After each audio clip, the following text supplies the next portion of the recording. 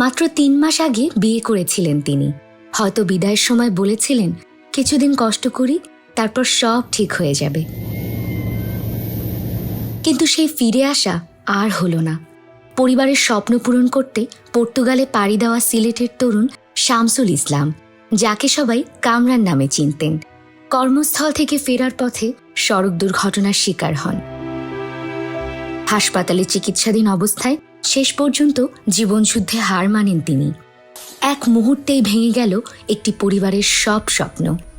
একজন মা হারালেন তার সন্তানকে, একজন স্ত্রী হারালেন তার জীবনসঙ্গী, আর বাংলাদেশ হারালো আরেকজন রেমিটেন্স যোদ্ধাকে। কিন্তু এটি শুধু কামরানের গল্প নয়।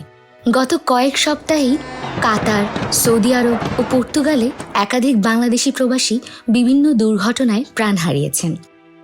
প্রতিটি মৃত্যুর পেছনে রয়েছে একটি পরিবার, অসমাপ্ত কিছু স্বপ্ন এবং অসংখ্য মানুষের নির্ভরতার গল্প।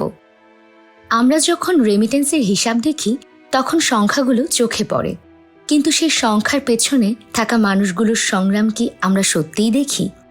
একজন প্রবাসী শুধু বিদেশে গিয়ে কাজ করেন না, তিনি প্রতিদিন নতুন পরিবেশ, দীর্ঘ কর্মঘণ্টা, মানসিক চাপ, অনিশ্চয়তা এবং নানা রকম ঝুঁকির সঙ্গে লড়াই করেন। নিজের স্বপ্নের চেয়েও বড় হয়ে ওঠে পরিবারের দায়িত্ব, আর সেই দায়িত্ব পালন করতেই অনেকেই নিজের জীবনের সবচেয়ে মূল্যবান সময়, এমনকি কখনো কখনো জীবনটাও হারিয়ে ফেলেন। আমরা এই দুর্ঘটনার কারণ নিয়ে কোনো সিদ্ধান্ত দিচ্ছি না, কারণ সেটি সংশ্লিষ্ট কর্তৃপক্ষের তদন্তের বিষয়।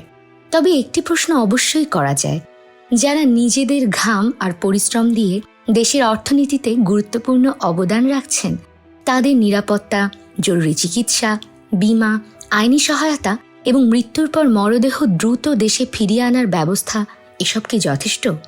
আপনার কি মনে হয়?